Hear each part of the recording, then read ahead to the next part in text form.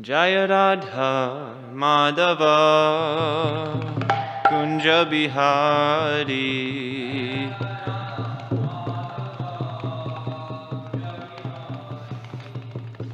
Jaya Radha Madhava Kunja Bihari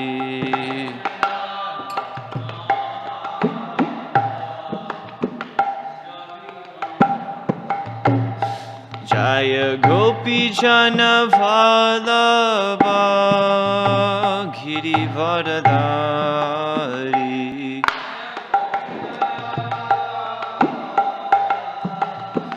Girivardhari Jaya Gopi Jana Vallabha Girivardhari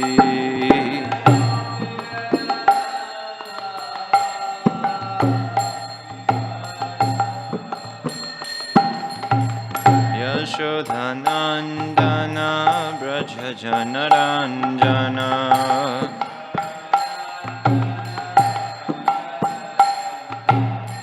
Yashodhanandana Braja Janaranjana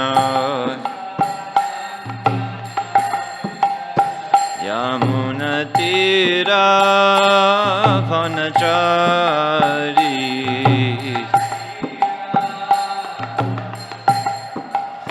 Yamunatira Vanachari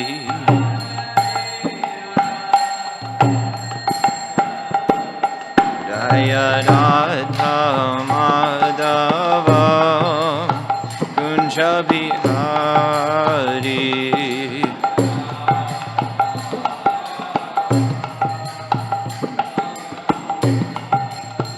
Jaya Radha Madhava Radha Madhava Shri Radhe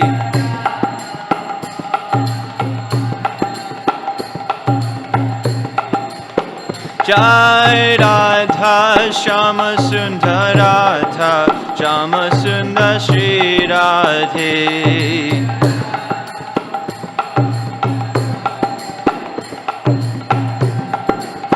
Jaya Kishore Kishori Jaya Kishore Kishori Jai Kishore Kishori Jai Kishore Kishori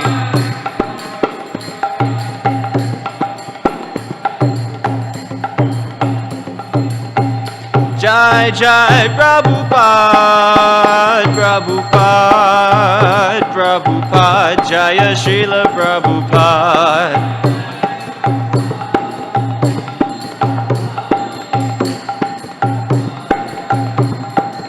Jai Jai Gurudev Gurudev Gurudev Jaya Jaya Gurudev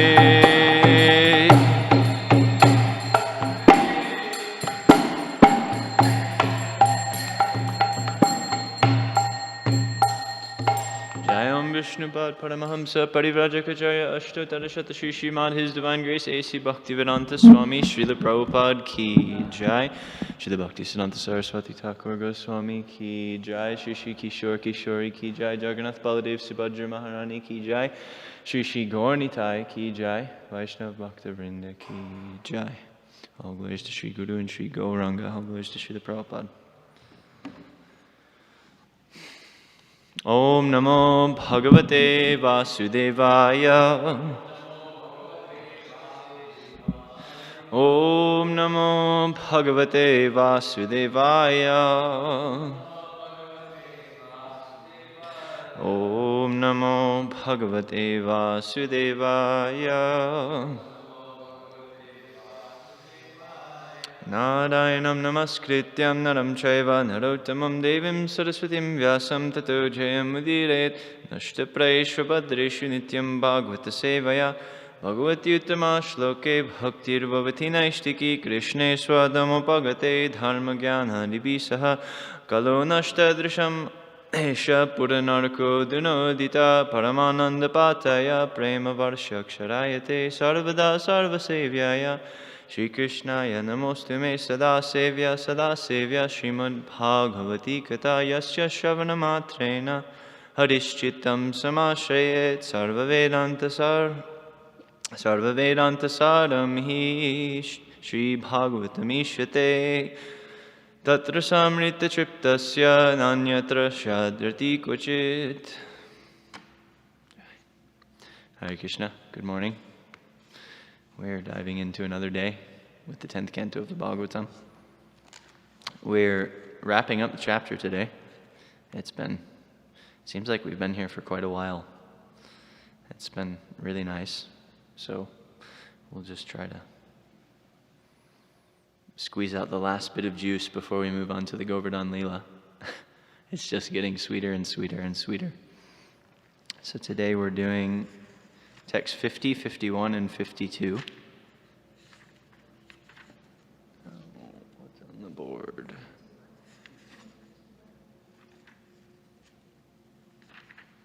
It's 50 and 51.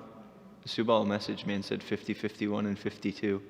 And I prepared a class on text 52, basically. Let's see. Yeah, because there's no purport for 51.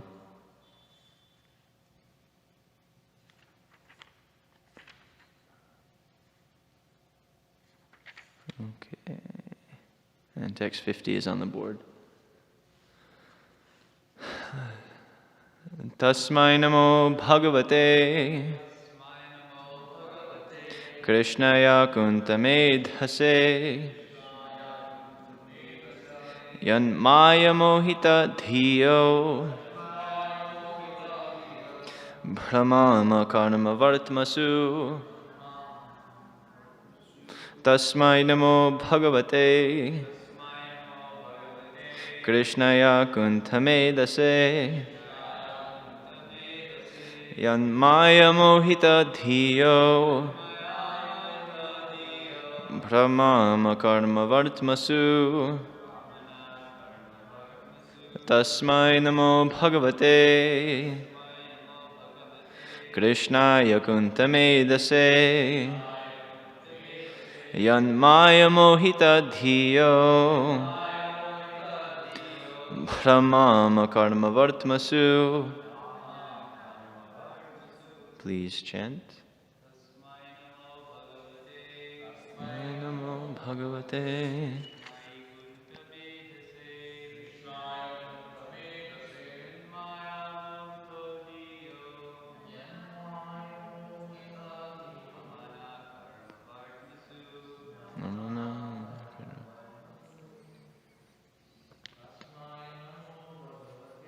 Tasmai namo bhagavate Krishnaya kuntamedhase Yan maya mohita dhiyo Brahmama karma vartmasu. No. Tasmai namo bhagavate Krishnaya kuntamedhase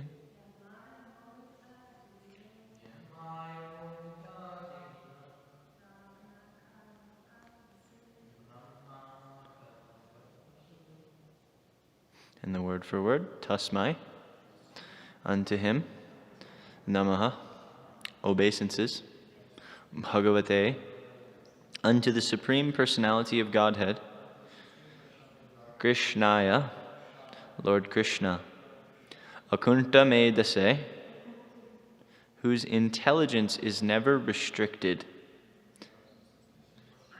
yat maya, by whose illusory potency, mohita, bewildered, dhiya, whose minds, brahmamaha, we are wandering, karma vartmasu, upon the paths of fruitive activity.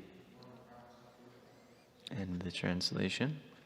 Let us offer our obeisances unto Lord Krishna, the Supreme Personality of Godhead. His intelligence is never bewildered, whereas we, confused by his power of illusion, are simply wandering about on the paths of fruitive work. And I'll just read the other two verses and then the final purport. Savaina adya purusha swamaya mohitatmanam avigyatanubavanam kshantum arhatyati kramam. We were bewildered by Lord Krishna's illusory potency and thus could not understand his influence as the original personality of Godhead. Now we hope he will kindly forgive our offense. Iti swagam anusmritya krishnete kritahelana didrikshavo vrajam atta kamshadbhita nachachalan. Thus, reflecting on the sin they had committed by neglecting Lord Krishna, they became very eager to see him. But being afraid of King Kamsa, they did not dare go to Vraj. And the purport by the disciples of Srila Prabhupada, His Divine Grace A.C. Bhaktivedanta Swami Srila Prabhupada Ki Jai. Realizing their offense against Lord Krishna and finally appreciating his almighty position, the Brahmanas naturally wanted to rush to Vraj and surrender at the lotus feet of the Lord. But they were afraid that Kamsa would certainly kill them when his spies reported that they had gone to Krishna. The Brahmanas' wives were absorbed in ecstatic Krishna consciousness and thus went to Krishna anyway, just as the gopis, simply to dance with the Lord, traveled in the dead of night through a forest inhabited by wild animals. But the Brahmanas were not on such an advanced platform of Krishna consciousness, and thus, overcome by fear of Kamsa, could not see the Lord face to face. Om Jnanatimirandasya Jnananjana Shalakaya Chakshurunmilitam Yena Tasmai Shri Gurave Namaha Shri Chaitanya Manobhishtam Stapitam Yena Bhutale Swayam Rupa Kadamayam Dadati Swapadantikam He Krishna Karuna Sindhu Dheena Bandha Jagatpate Gopesha Gopika Kanta Radha Kanta Namostute Tapta Kanchana Gaurangi Radhe Vrindavaneshwari Vrishabhanusute Devi Pranamami Hari Priye Mukam Karoti Vachalam Pangum Langayate Girim Yat Kripam Tamaham Vande Shri Guru Dinataranam Nama Om Vishnupadaya Krishna Prishtaya Bhutale Srimate Bhaktivedanta Swami Niti Namine Namaste Saraswati Deve Gauravani Prajarine Nirvishesh Shashunyavadi Paschatya Deshatarine Vanchakalpatarubhyascha Kripa Sindhuve Evacha Patitanam Pavanebhyo Vaishnavebhyo Namo Namaha Jai Shri Krishna Chaitanya Prabhu Nityananda Shri Advaita Gadadhara Shivasadi Gaura Bhakta Vrinda Hare Krishna Krishna Krishna Hare Hare Hare Rama Rama Rama Hare Hare.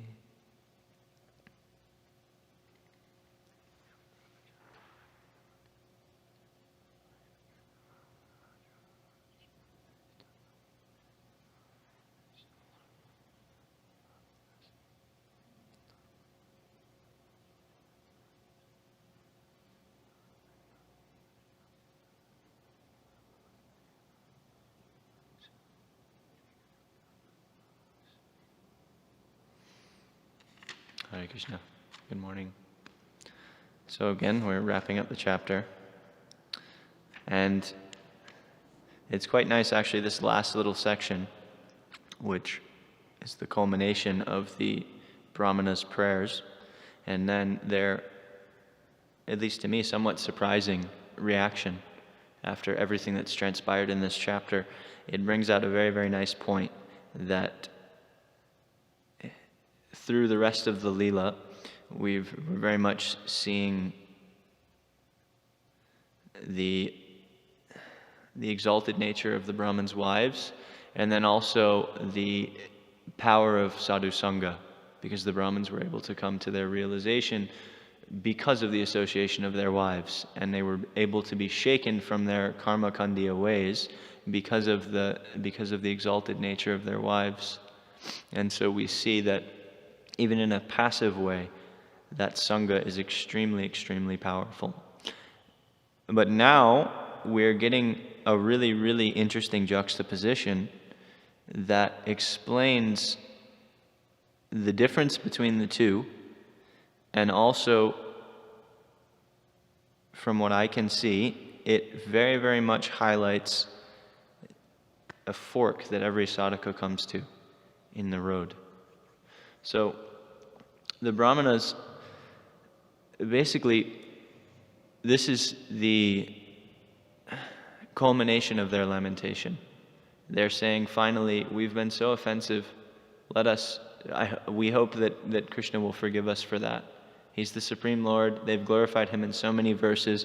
They've said this dik janma, dik kriya, fie on everything that we've ever had, everything we've ever done, fie on my birth, fie on my sacrifices. It's all useless because I haven't surrendered. Because Krishna came and He asked me personally to do something for Him through His agents, the cowherd boys.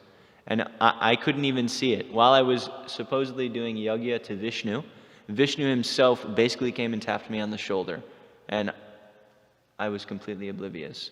So they're in a deep state of lamentation because they're also, to some degree, they're happy because they can even recognize that. And they're wondering how that came. And then they're amazed because their wives, not having undergone any of the stuff that they've undergone, have shown such an exalted level of devotion. And so, as is said in the last verse, they immediately desire to go to Him. Our acharyas, they say that the brahmanas, because of the depth of their lamentation and their confusion over just the amazingness of the situation, they didn't go immediately that day because they had to talk amongst themselves. They're brahmanas, so they had to hear, what does each one of you have to say? How should we go about this? Brahmanas aren't quick to make decisions. That's part of why they're brahmanas. They think things through. And so the next day, when they had all decided we should go to see Krishna, we should go and we should surrender to Him. He's the Lord. We see the result that our wives have for their meditations. We've taken them as our very gurus. They say that. They are actually our gurus, even though they didn't study in the house of a guru, even though we're supposed to be pati guru. They are actually our gurus. So even in spite of that, in the morning, they decide that they want to go, but then they become overcome by this fear of King Kamsa, and they don't go.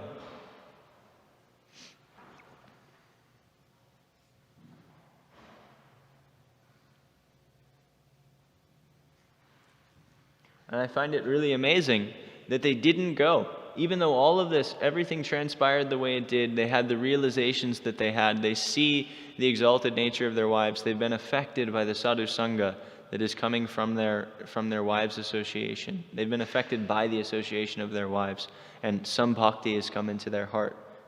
Still, they decided not to go, because at the last minute they thought, wait, Kamsa will kill us. We'll be destroyed by this Kamsa. If his spies see that we're going and taking shelter of Krishna, because Kamsa was killing brahmanas, he was stopping all the sacrifices, he was doing whatever he could to take Vishnu's power away. We hear in the beginning of the 10th canto, his advisor friends said, oh, you should stop all the sacrificial fires, and you should kill the brahmanas, and the cows should not be happy, and you should do all of these things, and in that way you'll take away the power of Vishnu, and he won't be able to take birth and kill you. And so the brahmanas, they became absorbed in this external thing, this thought that, oh no, if we go and surrender to this Vishnu, to Krishna, then Kamsa is going to kill us. And it's very, very, very, very interesting to understand this thing, because actually, aren't we all in the situation of these brahmanas as sadhakas? We've had the association of some wonderful devotees, maybe some pure devotees. You can't tell because pure devotees can hide themselves. But at any rate, most of us have taken gurus. Most of us have had some sangha, or have some sangha with some devotees that are much more advanced than we are. We see the result in other people that actually take the practice seriously. We have so much, and yet we become absorbed in this other thing, in this fear in our practical lives, in the day-to-day. We become absorbed day after day in this idea that, wait, if I take that step, because practically we have to look at what the thing means. We may not be able to literally run to Krishna and just say, okay, he's there, because the Brahmins lived in Vraj, so they actually had an opportunity.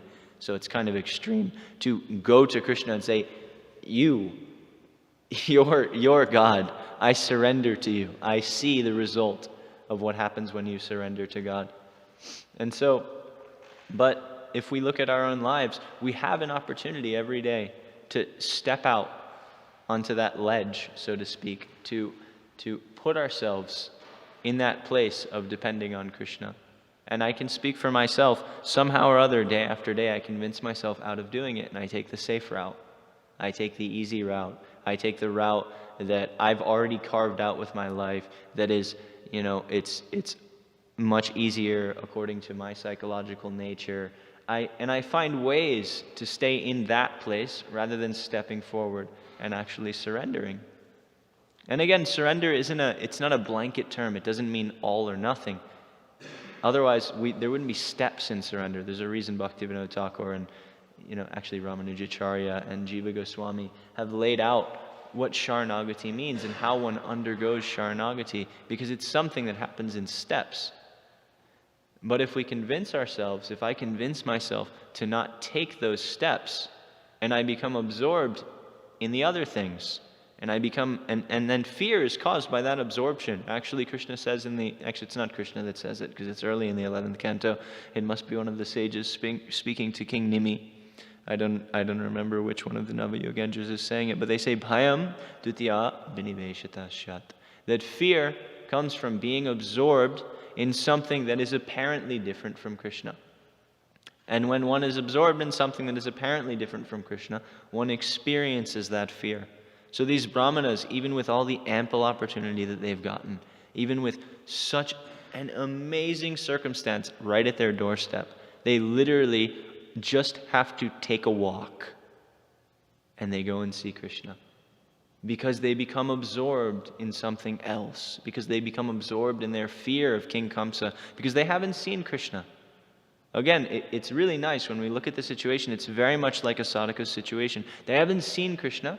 They've heard about Krishna. They've associated with, and even they haven't heard that much about Krishna. They've really just associated with some devotees that have some deep taste for Krishna consciousness. And so they become bewildered. And they become absorbed in their fear of King Kamsa. And then they finally don't go. They don't take those steps. And they have to wait. It'll have to come. We don't hear more about what happens to them. But Krishna goes and he kills Kamsa. So then they obviously must get some opportunity. There's something more. Because now, that fear has been removed. And Krishna also does this for the sadhakas. I think if we look back in hindsight, the things I was afraid of at one point that were stopping me from moving closer to Krishna, because I was still practicing, because I still had some desire, some faith was there, some shraddha was there, Krishna removed those things.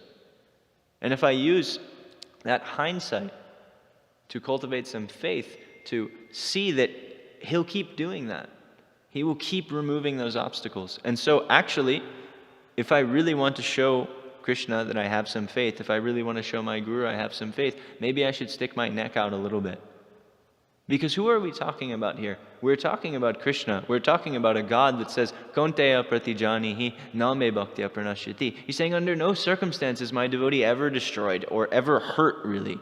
There's no such thing as destruction for my devotee. He says, Yogakshemam vahamyaham. He says, every little thing I preserve. No matter, it's no problem. Whatever practice you have, if you falter, if you slip, I preserve it. In the 11th canto, one who practices bhakti yoga, if he runs forward, blindfolded with his eyes tied behind his back, he'll be safe. As long as he's practicing bhakti yoga. As long as he has a little faith that what he's doing is ultimately going to bring him to the ultimate beatitude that is Krishna consciousness. He says, Moksha shami mashucha. He says, surrender to me, I'll free you from everything, and you have no reason to fear anything. No fear. And then finally, pratyavayana vidyate. He says there's no loss of even one little tiny thing. It doesn't go down even a little bit, pratyavaya. Even a slight amount of reduction. Nothing is there.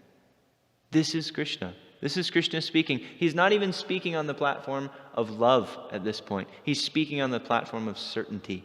Because he's speaking to people who don't yet have that feeling of love. He's speaking to Vaidhi Bhaktas. He's speaking to anyone who's on the platform of bhakti and is still unsure. He's saying, please, no, you can trust me.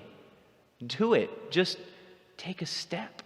Just please take a step, and I'll show you. And he's waiting, because he also says, I always forget this verse. I don't know, it's such a foundational verse. Yes. Because it's been almost 10 times in a row. As you worship me, I'll reciprocate. Actually, he does more. He doesn't only reciprocate, because he reciprocates as the super soul. He reciprocates with everyone. But for his devotees, he does more. Therefore, he says later, actually, I'm impartial to everybody, but I'm a little partial to my devotees.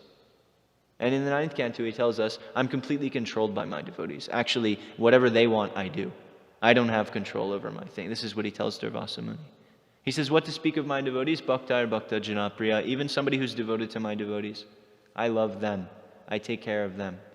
So he's saying in so many places, even you're not advanced, just try taking shelter of me.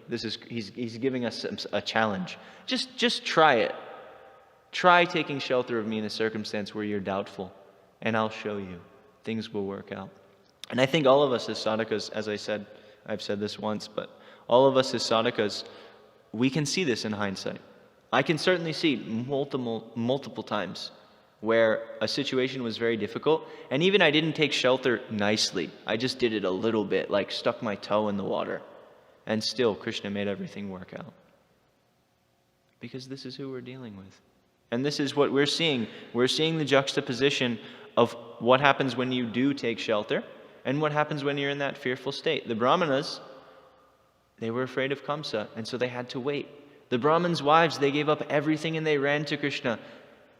And they got more than they could imagine. And then Krishna set them up with a circumstance that will give them even more than they could imagine, Because he set them up to burn in the separation that would ultimately make them qualified to enter into what they really desired to have. And he even gave an example of one lady who burned in that separation and left her body and immediately went and reached the goal of what she wanted.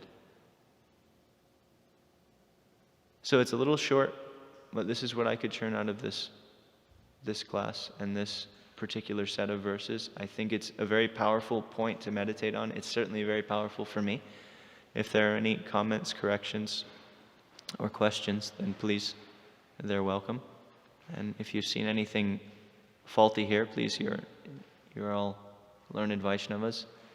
Please fix it. And if you've seen something nice, Tad Guru Eva Me Nahi. It's my guru's, it's not mine. Hare Krishna. Thank you for your class. You always get a wonderful class. You were mentioning the Nava-yogendra verse, when we're absorbed in anything other than Krishna, then we become fearful. The reason I appreciate that is because in appreciating this pastime, is because we see we all sometimes carry the Hiranyakashipu King Kamsa mentality, that when we have more power than others, we think I'm in control. When others have more power than us, we think they're in control, just like the Brahmanas thinking, oh, Kamsa, he's in control, he's more powerful than Krishna. Now we see that Hiranyakashipu or Kamsa, they thought they were supreme controller because they thought they had control over who lives and who dies. But when Hiranyakashipu tried to kill Prahlad, he obviously wasn't the supreme controller. Now in our lives, we may not try to kill others, but we do have a tendency to try to kill others' reputation. But there's a verse that says, Mahajano Yena Gata Sapantaha. We should follow in the steps of the Mahajans, like Prahlad. And what was Prahlad's response to his father? He said, my dear father, you may be a king, but you are not the king. You may be a controller, but you are not the controller. If God wants to save me, nothing can kill me. If God wants to kill me, nothing can save me. Shastra Yute Suni Pondridishrada Yamra Uttama Adhikari Se Taraye Samsara. This verse is a very nice verse. It's from the Madhya Lila, chapter 22, verse 65. It says, one who is expert in Shastra, logic and reasoning, like the Brahmanas, but the main point is those who have Dhrida Shraddha Yamra, who have unflinching faith that's Krishna's supreme controller, that Uttama Adhikari could transform the whole world like Prahlad or Srila Prabhupada or Bhaktisiddhanta. And we see that the Brahmanas, they had, they were expert in logic and reasoning, but still they had the faith, oh, somebody's more powerful than Krishna. Or when their wives, when they had more power than their wives, they were like, oh, we have more power than you. So this is just an appreciation kind of the mother, since this pastime is wrapping up.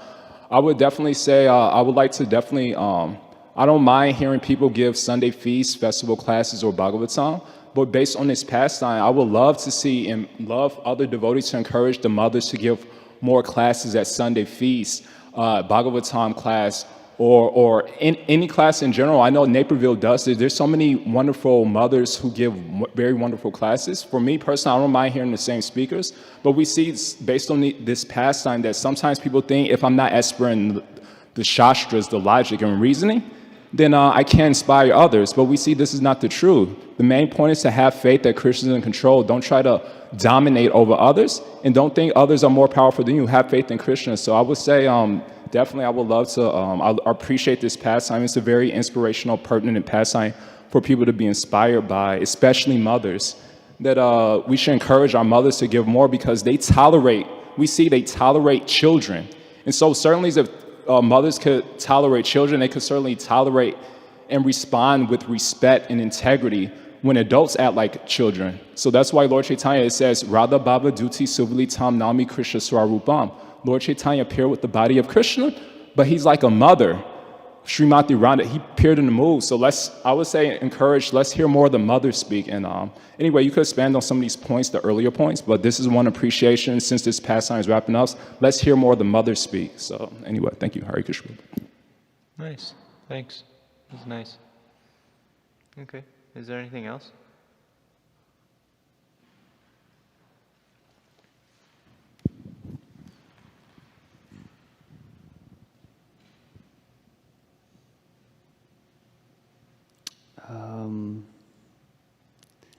I just was hoping to get one more minute to find something. I was just seeking to find something specific. Anyhow, it's very interesting. I'm not sure if you looked through, but I do recall the Acharyas mentioning what Kamsa represents. And so, as the Bhagavatam is such a entrancing narrative, historical narrative, it's also deeply symbolic for anarthas that the sadhakas go through. So I recall that Kamsa, they got this mercy, but still they have some fear.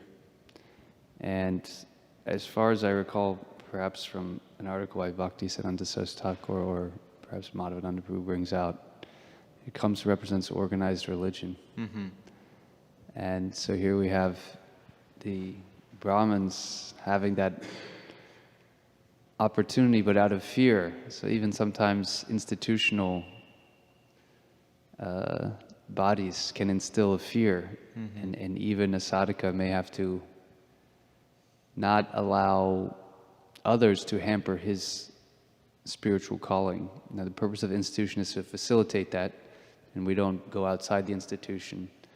But we also understand that the institution serves a purpose, and that the institution doesn't save us. The institution offers us the process. Right? It gives us the formula how to get Krishna. So here they had that opportunity. So I just was thinking about also in that light. Thank you. Yeah, it's a nice point. Madhavananda Prabhu often gives the example of Chaitanya Mahaprabhu and Jagannath Puri, because Chaitanya Mahaprabhu, he was in Jagannath Puri, and the Pandas who serve Jagannath have a whole myriad of different conceptions. I mean, Jagannath is actually one of the most mysterious deities on the planet. He's like, for a certain sect of Buddhists, he's the supreme Buddha. For the Shaivites, he's Shiva. For the Shankarites, he is the form of the impersonal Brahman. He's Brahman incarnate, like Saguna Brahman. And for the Vaishnavas, he's Krishna. He's Jagannath. But so there are so many different conceptions, and most of the Pandas, they're actually Smartas. So they'll cater to many of these different conceptions, and their view is a bit fluid. Some of them are pure Vaishnavas, some of them are not. And yet Chaitanya Mahaprabhu, he supported this system. He went to the Jagannath temple every day. He went to see Jagannath every day. He never spoke out about, oh, you have these misconceptions, you're thinking like this, you see like this. He corrected Sarvabhauma Bhattacharya because Sarvabhauma Bhattacharya's brother wanted him to become a devotee. And so because of the mercy of his devotee, he acted and gave Sarvabhauma Bhattacharya the highest thing. But other than that, he didn't really do much to correct any of the misconceptions that were there in the conceptions of the worshippers of Jagannath. And he supported that system, which was an organized, set-up religious system. But what he did is he went and he did his own thing on the side. He went to the Gambhira with his intimate associates, and he had real deep Gaudiya Vaishnava Katha and Kirtan. He did these things. And what this represents is the fact that actually spiritual growth, it happens in small circles. Spiritual growth, if you depend on an institution, a giant body, for your individual spiritual growth, then you may not grow spiritually. And I say this with the backing of Srila Bhaktisiddhanta Saraswati Thakur, because Srila Bhaktisiddhanta Saraswati Thakur openly admitted that the institution that he started was meant to help spread Krishna consciousness, but it was in effect going to be powerless in growing Krishna consciousness on a deep level for aspiring sadhakas. A paraphrase of the exact quote, I'm sorry I don't have it and it'll take me 5 minutes to find, I can show it to you later. He said that it's true. As soon as there is an institution, there is no question of spiritual advancement. But what can we do? We have to preach. And so we have to use this thing. So what many devotees have gleaned from this is that the institution is there to help people to engage in the process and to give a framework for people who aren't so serious about taking the process to at least identify as Vaishnavas. Because if you're alone, it's very hard. If you don't have a flag that you can fly to say, this is what I am, and these are the people that I follow. I think for many of our youth and for many people who have been in the movement for 5 or 10 years and have lost a lot of steam, it's clearly evident that is required. That while they're in a low point or while they're in a place where life is very difficult, they just need to be able to say, I am a member of ISKCON. I'm a devotee and this is what I do. And it's part of my abhiman. It's very important that we have that. But it's also clear that when somebody is moving forward in their spiritual life, that type of advancement, it can only be done in closed sanghas. It's done with a small group of people. Our acharyas say swajatiya sangha, like-minded sangha. Swajatiya literally means same family. So very intimate sangha is where these things are grown. With one's guru, with a few people that one has grown in Krishna consciousness with, this is where things happen. And therefore you see the leaders of our movement, they take retreats, they hang out with other like-minded people. They can't just sit on the pandal and preach all day, every day, no matter what, because they also, it's not just that they need nourishment, they also want nourishment. Ramananda Roy, he wanted nourishment because Krishna consciousness is the means and it's the end. So they also want nourishment. It's even for somebody who's above the platform of needing it, because it's a bit denigrating if I say they need, because I don't know who they are. I don't know who these exalted devotees are. I don't know what level they're on, but certainly they want it. Ramananda Roy says the most painful thing is to be separated from the devotees. The most painful thing is to be separated from the devotees. Why? Because the devotees are always talking about Krishna. And because you can't go and hear something about Krishna from anyone else other than somebody who actually has a connection with Krishna. So institutions, they have their purpose. But our goal individually is not to make the institution successful. That's a part of our mission. But our goal ultimately, as Prabhupada said, is to love Krishna. And when asked, how will you please me? In one of the most difficult situations where all the book distributors were there and they were like vying for book distribution to be the best thing because Prabhupada said it was the best thing. They said, Prabhupada, how can we please you? And they're all, he's going to say, distribute my books. And then everybody else who were grihastas or who were into kirtan, they were thinking, it doesn't really make sense and it's not really accessible for me. And Prabhupada said, you can chant your 16 rounds without stopping. That's how you'll please me.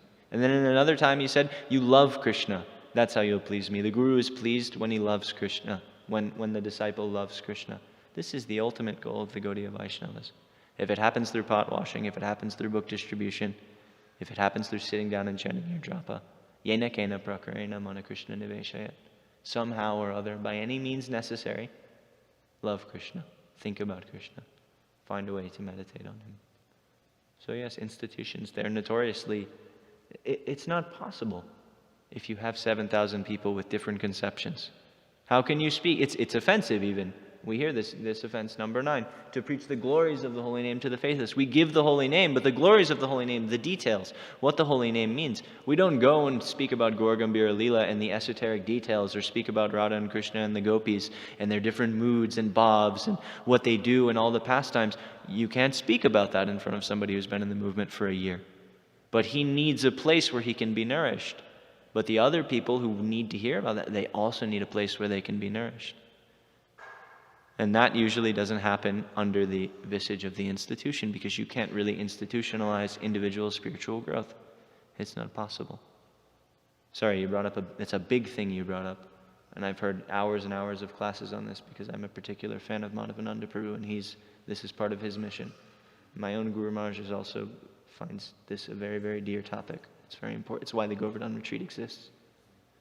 Please. It was just, you mentioned that we don't want to denigrate any devotee by saying they need that, but the CC does explain that for those on the highest platform, Prema Bhakti, still the most important principle is association with other devotees. Yeah. So even they're not exempt from that need of the soul. Yeah, it's a different type of need. They need it in the sense that they love it so much and they just can't live without it. We need it in the sense that if we don't have it, I'm going back out there. So it's a different type of need. That's when I said we can't say it's denigrating. Or, he exemplifies, even for very advanced devotees, the need for... Yeah, very much so. Thank you. Nice contribution. Yeah, nice. If there's anything else, if not, it's a wonderful day. Today is the appearance day of Advaita Acharya. So it's a very, very special day to get some mercy from the person who asked Chaitanya Mahaprabhu and begged Chaitanya Mahaprabhu to come into this world for all of our benefit. So if we can meditate on that, please. Wondering if you could connect this topic and this verse to Advaita Acharya, speak a little about him also. Yeah, I thought about how to do it and I couldn't see any direct connection. And I really, this point from these 3 texts really hit me in the heart. So I didn't want to have to cram that. But, I mean, what to say? There are so many wonderful things about Advaita Acharya. He showed practically that it is not about Brahminical learning and about Shastric not. See, I don't like to say it's not about Shastric knowledge, because as Jai Baladev quoted, very much part of having Uttam Adhikar is being deeply, deeply knowledgeable in the Shastras. The difference is the type of Shastras that you're knowledgeable into. The Vaishnavas, they're knowledgeable about the Bhagavatam, they're knowledgeable about Bhakti Rasamrita Sindhu, they're knowledgeable about Bhagavad Gita, they're knowledgeable about the Vaishnav Shastras whose only conclusion is Krishna. If you're knowledgeable about the Karma Kandiya section of the Vedas or even the Upanishads, then that knowledge all might be for naught because you have an improper conclusion. That's not Uttamadikar. Uttamadikar means I know the Sat Sandarbhas of Jiva Goswami practically by heart. It means, it's not that only people who know that are Uttamadikaris, but the thing is Chaitanya Mahaprabhu and the Bhagavatam itself has laid that out as a qualification for being an Uttam Adhikari. Because it's very important to understand the conclusions very, very deeply. You may not be able to quote the verses, but you should understand the principle, you should understand the thing. This is Uttam Adhikar. But, coming back to the topic, Advaita Acharya, when there was I believe it was a Shraddh ceremony at his house, and the best of the Brahmanas was supposed to take the first prasadam. He was supposed to take first, and in that way the whole event could be completed. He asked Haridas Thakur to take it, even though Haridas Thakur was a Muslim. He was born in a Muslim family. He was an outcast. As far as India goes, he was one of the lowest of the outcasts, because even today, Muslims are not regarded so nicely in India. It's pretty heavy. And all the brahmanas it was in Shantipur. I don't know if he had a house in Shantipur and a house in Navadvip, so I don't know which one it was at. But he asked Haridas Thakur to take this prasadam as the best of the brahmanas in the assembly, and all the other brahmanas, oh, what is this nonsense, this crazy, he's a Muslim, why is he even in the house, he shouldn't even be here, he should sit outside and he can eat after we've all eaten. That's the culture, that's rigid varnashram, and so they were all completely enraged. And so Advaita Acharya said, okay, I'll show you that he's the best of brahmanas, but if you're such pure brahmanas, and if any one of you think you're very good, then please light a fire by mantra. And they all got quiet. And they thought, well, nobody lights fires by mantras anymore. It's even in the first one, what's his name? I can't remember his name in the Bhagavatam. He used a stick. He didn't even light it by mantra. He used the, what the hell's the stick called? It's a special, Arni wood. The first sacrifice ever at the beginning of Treta Yuga was lit with a stick with Arni wood while chanting. So still, it was a physical lighting. It wasn't that he went, Om Vishnu, and the fire lit, So they're thinking, nobody does that. But they tried because they were proud. And none of them could do it. And then Advaita Acharya turned to Haridas Thakur and he said, my dear Haridas, please chant your mantra. And Haridas Thakur was thinking, this is weird, because he only knew one mantra. He knew the Hare Krishna Maha Mantra. He's the Namacharya.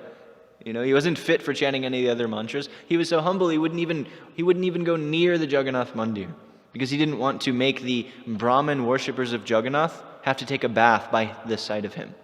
So he never even endeavored to learn any other of the mantras that you needed Adhikar to chant. So he didn't know any of them. He only knew the Hare Krishna Maha Mantra. And he thought, now I have to chant the Hare Krishna Maha Mantra to light a fire? This is weird, Anyway, Advaita Acharya is Krishna's dear devotee and he's asking me to do this. So he closed his eyes and he chanted the Maha Mantra. Hare Krishna, Krishna Krishna, Krishna Hare. And the fire lit. And all the brahmanas then saw, this person is a real brahmana. This Haridas. He is the best of the brahmanas in the assembly. So Krishna is showing, Advaita Acharya, he's Vishnu and Shiva. He's showing through this that it's about one's absorption in Krishna. The wives, it was about their absorption in Krishna. It wasn't about their husband's expertise in sacrifice. So that's as far as I can make a connection. That's the best thing that I can pull together. Advaita Acharya ki jai, Srila Haridas Thakur ki jai. It's wonderful. Vaishnava Bhakta Vrinda ki jai. Is there anything else? Or maybe we should stop here? Maybe Mother Krishna Archana? Anything? We're still a little...